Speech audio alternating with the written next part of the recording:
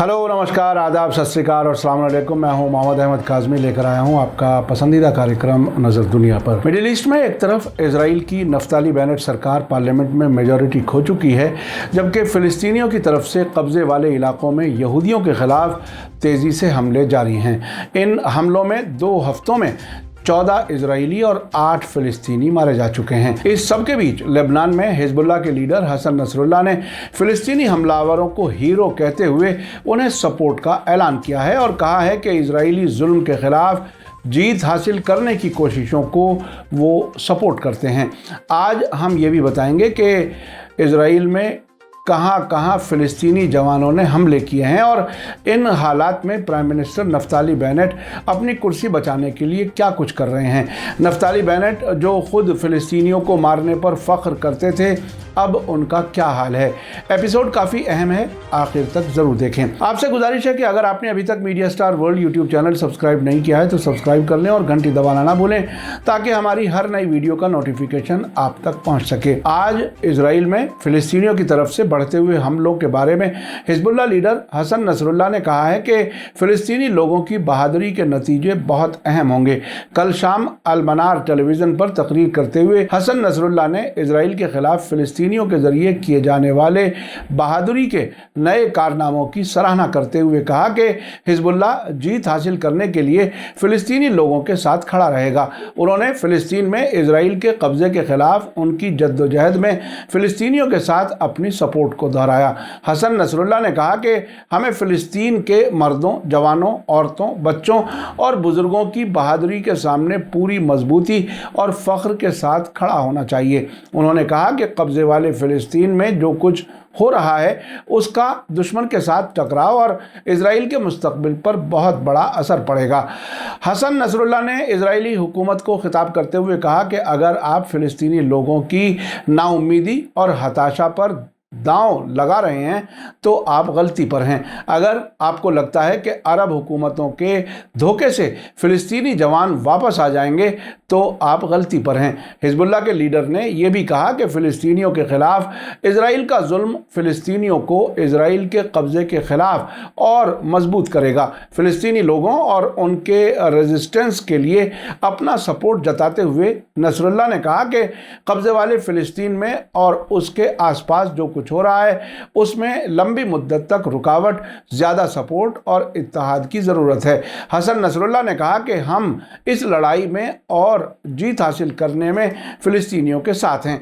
आपको बता दूं कि फ़िलिस्तीनियों ने हाल के हफ्तों में इजरायली फोर्सेस के ख़िलाफ़ जवाबी हमले तेज़ कर दिए हैं, जिसमें 22 मार्च से अब तक कम से कम 14 इजरायली मारे जा चुके हैं। इसी मुद्दत के दौरान 8 फ़िलिस्तीनी भी मारे गए हैं। थर्सडे शाम को एक फ़िलिस्तीनी जवान जिसे वेस्ट बैंक के जेनिन शहर के राज फतही हाजिम के तौर पर पहचाना गया है, ने तेल अवीव की भीड़भाड़ वाली अहम सड़क पर एक पब में घुसकर गोलीबारी शुरू कर दी, जिसमें 3 इजरायली मारे गए और 1 दर्जन से ज़्यादा जख्मी हो गए। इसके अलावा पिछले हफ्ते ही दिया हमर शेह नाम के एक फ़िलिस्तीनी जवान ने तेल अवीव के पूरब में बेनई ब्रेक के हार्डलाइन ज़ायोनी शहर में गोलीबारी करके एक पुलिस अफसर समेत 5 इजरायलियों का कत्ल कर दिया। इसके फ़ौरन बाद दिया हमरेश का गोली मारकर कत्ल कर दिया गया। इस ऑपरेशन के कुछ दिनों पहले ही 2 फ़िलिस्तीनी बंदूकधारियों ने नॉर्थ इजराइल के हदेरा शहर में 2 इजरायली फ़ौजियों को कत्ल और कई को ज़ख्मी कर दिया था। इसके फ़ौरन बाद दोनों फ़िलिस्तीनियों को भी गोली मारकर कत्ल कर दिया गया। ईरान के प्रेस टीवी की रिपोर्ट के मुताबिक इजराइल ने रमज़ान के शुरू होने के बाद से इफ्तार के लिए इकट्ठा होने वाले फ़िलिस्तीनियों पर अपनी कार्रवाई तेज़ कर दी है। मस्जिद अल अक्सा में इजराइल ने नमाजियों को तितर बितर करने के लिए बड़ी तादाद में फ़ौज तैनात की हुई है। हर दिन होने वाले तनाव से कब्ज़े वाले इलाकों में इजराइल और फ़िलिस्तीनियों के बीच ख़तरनाक टकराव की हालत बनी हुई है। हिजबुल्लाह लीडर हसन नसरुल्लाह ने लेबनान में 15 मई को होने वाले इलेक्शन का हवाला देते हुए कहा कि लेबनान में मौजूद अमरीकी और दूसरी एम्बेसीज़ की तरफ से ये माहौल बनाया जा रहा है कि इलेक्शन के बाद भी पार्लियामेंट में मौजूदा अलायंस ही मेजॉरिटी बनाए रखेगा। नसरुल्लाह ने कहा कि हमें अमेरिकी एम्बेसी पर पार्लियामेंट्री इलेक्शन को पोस्टपोन करने की कोशिश करने का इल्जाम लगाने का हक है। उन्होंने कहा कि कुछ गैर मुल्की एम्बेसियों में दूसरी पार्टी के मामलों को दुरुस्त करने के लिए पार्लियामेंट इलेक्शन पोस्टपोन करने के लिए कानाफूसी हो रही है। हसन नसरुल्लाह ने कहा कि इलेक्शन स्थगित करने के बारे में बात करने का एक मकसद आम शहरियों को वोटिंग में हिस्सा लेने में जोश को कम करना हो सकता है। उन्होंने कहा कि हम मानते हैं कि हम एक इलेक्शन की लड़ाई लड़ रहे हैं और हमें इलेक्शन में पूरे जोश के साथ हिस्सा लेना चाहिए। लेबनान के अलमनार टीवी के मुताबिक हिजबुल्लाह लीडर हसन नसरुल्लाह ने उन इल्ज़ामों पर तंज कसते हुए कहा कि हिजबुल्लाह के नई पार्लियामेंट में 2/3 मेजॉरिटी हासिल करने की बात करना बेतुका और गैर हकीकी है। उन्होंने कहा कि कोई नहीं सोचता कि अगली पार्लियामेंट में 2/3 सीटें जीतना एक सही और मुनासिब मकसद है। हमें यकीन है कि मुल्क आपसी समझ पर चलता है। उन्होंने कहा कि अमेरिकी एम्बेसी पर पार्लियामेंट इलेक्शन पोस्टपोन करने का इल्ज़ाम लगाना सही है। हसन नसरुल्लाह ने यमन में 2 महीने के लिए जंगबंदी शुरू होने पर खुशी जाहिर करते हुए कहा कि हम हमेशा हमले रोकने के लिए कहते रहे हैं। हिजबुल्लाह सरबराह ने कहा कि यमनी लोग अपनी मजबूती और लड़ाई के ज़रिए से इंटरनेशनल कम्युनिटी पर अपनी मर्जी मनवाने में कामयाब रहे हैं। नसरुल्लाह ने यमन पर तबाहकारी जंग शुरू करने वाले मुल्कों की नुक्ताचीनी की। हसन नसरुल्लाह ने सऊदी हुकूमत को सलाह दी है कि वे यमनी सुप्रीम पॉलिटिकल काउंसिल और हूती अंसारुल्लाह मूवमेंट के अलावा किसी और के साथ बातचीत पर दाव न लगाएं। सियासी हल का वाहिद तरीका सिर्फ इन फरीकों के साथ सीधे बातचीत करना है और किसी भी दोस्त के जरिए उन पर दबाव बनाने की कोशिश ना करें। इसी बीच टाइम्स ऑफ इजराइल ने खबर दी है कि आज वेस्ट बैंक में जेनिन शहर में इजरायली फौजियों और फिलिस्तीनी बंदूकधारियों के बीच ताज़ा टकराव हुआ है। जेनिन के रहने वालों ने AFP को बताया है कि हाल के दिनों में कई मुठभेड़ों के बाद अब नई लड़ाई छिड़ गई है। इजराइल के सिक्योरिटी फोर्सेस ने कहा है कि उन्होंने रात और सुबह पूरे नॉर्थ वेस्ट बैंक में गिरफ्तारियां की हैं। फौजियों पर बंदूकधारियों ने गोलियां चलाई और बमों से हमले किए हैं। सिपाहियों ने जवाबी फायरिंग की है। टाइम्स ऑफ इजराइल की एक और रिपोर्ट में कहा गया है कि साउथ के शहर अश्कलोन में आज सुबह सवेरे एक फिलिस्तीनी शख्स के जरिए चाकू मारे जाने से एक पुलिस अफसर मामूली तौर पर जख्मी हो गया। हमलावर को फौरन गोली मारकर कत्ल कर दिया गया। यह वाकया उस वक्त हुआ जब पुलिस अफसर उस शख्स की जांच के लिए पहुंचा जो कुछ मशकूक काम कर रहा था।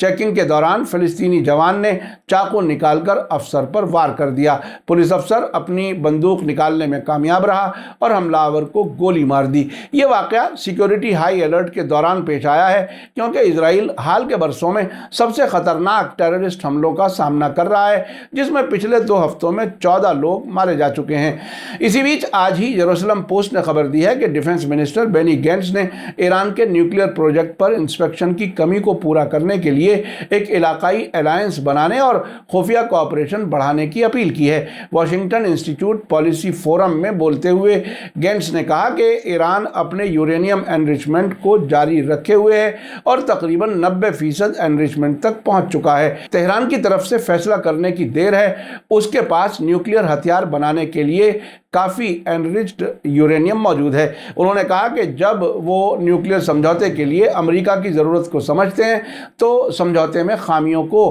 ख़त्म करना भी ज़रूरी है, क्योंकि अगर आप इन खामियों को ख़त्म नहीं करते हैं तो आपको बाद में सीरियस प्रॉब्लम्स होंगी।